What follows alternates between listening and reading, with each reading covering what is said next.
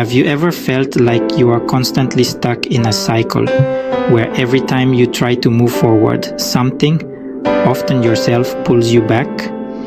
Maybe you've set big goals, started strong, but somewhere along the way, you found yourself doubting, delaying, and ultimately derailing your own success.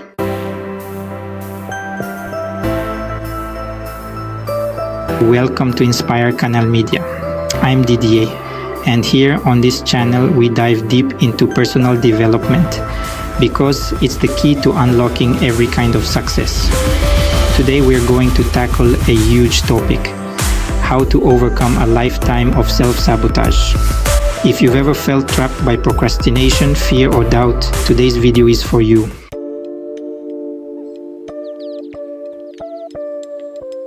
Let's begin by defining self-sabotage. What exactly is it? In simple terms, self-sabotage is when you consciously or unconsciously act in a way that blocks your success, progress, or happiness.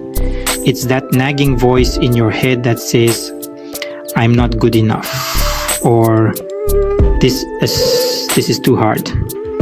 And it leads you to actions or inactions that keep you stuck. We all do it in some form. Maybe you've set a goal to start a business, write a book, or get in shape, but just as you're about to make real progress, something inside stops you, whether it's procrastination, distraction, or simply giving up. And here's the thing, self-sabotage doesn't happen overnight. It's usually a pattern that builds over time. Maybe it's fear of failure or even fear of success. It might be rooted in past experiences or limiting beliefs. We'll explore these in more detail in a moment. Now that we understand what self-sabotage is, let's talk about the why. Why do we hold ourselves back when we want to succeed? One of the biggest reasons is fear. Fear of failure is the most common, but surprisingly, fear of success is also a major factor. Yes, some people are actually afraid of achieving their goals because success might bring new pressures, responsibilities, or changes. For example, you might dream of starting a business, but deep down, you fear that if you succeed, you'll be overwhelmed by responsibility. Maybe you're afraid of losing the comfort and familiarity of your current life, even if it's not ideal. Another root cause of self-sabotage is past conditioning. Maybe growing up, you were told that you weren't good enough, or that success was only for certain people. These beliefs become embedded in our subconscious, and as adults, we start living them out without even realizing it. Here's another one, the need for control. Sometimes we sabotage ourselves because the uncertainty of success feels scarier than the predictability of staying where we are. At least if you stay in your comfort zone, you know what to expect. But here's the good news. Just because these fears exist doesn't mean they have to control your life.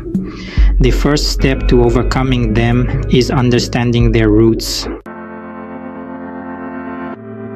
Now that we know what self-sabotage is and where it comes from, let's identify how it shows up in our lives.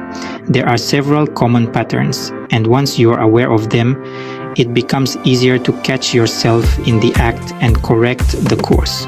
First, there's procrastination. How often have you put off something important, telling yourself you'll get to it later, only to find that later never comes? You might convince yourself that you need more time or that you work better under pressure, but in reality, this is just your brain trying to avoid discomfort.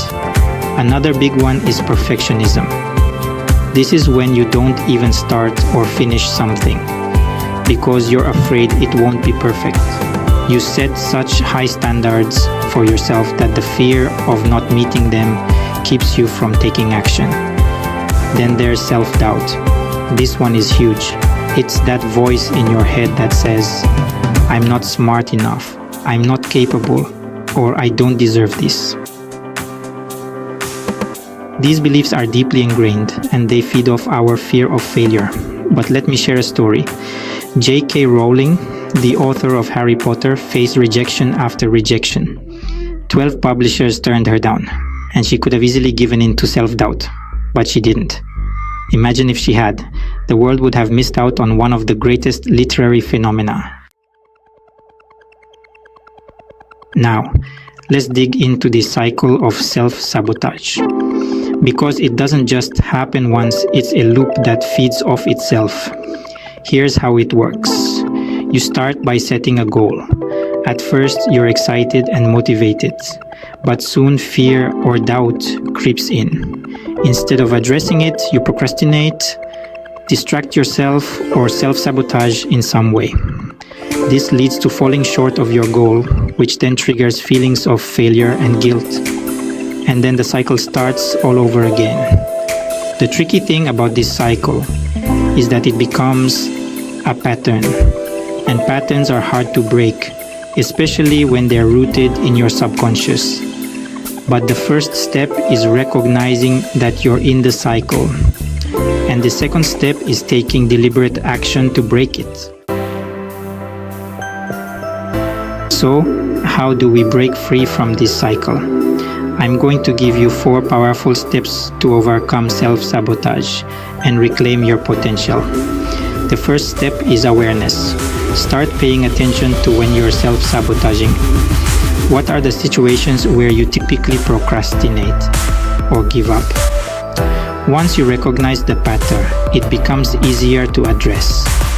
The next step is to identify the fear that's driving your behavior. Are you afraid of failing? Or maybe you're afraid of the changes that success will bring. Once you understand the root cause, you can work to dismantle it. Now challenge that fear. Ask yourself, is this fear rational? What's the worst that could happen if you failed? What's the best that could happen if you succeeded? Most of the time, our fears are exaggerated, and challenging them helps to minimize their power.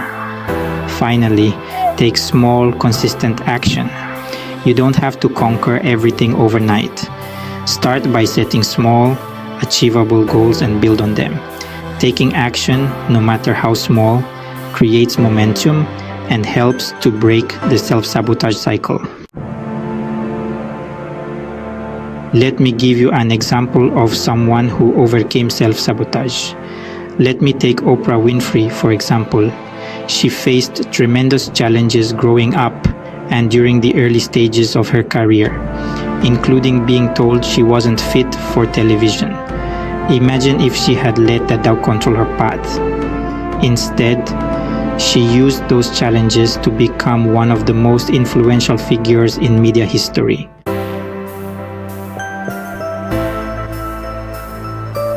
Self-sabotage doesn't have to define your life.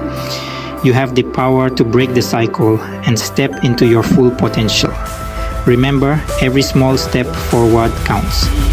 You're capable of more than you give yourself credit for, and your dreams are worth fighting for. If this video resonated with you, don't forget to give it a thumbs up, share it with someone who needs to hear this message, and subscribe to Inspire Canal Media for more videos on personal development. See you in the next video.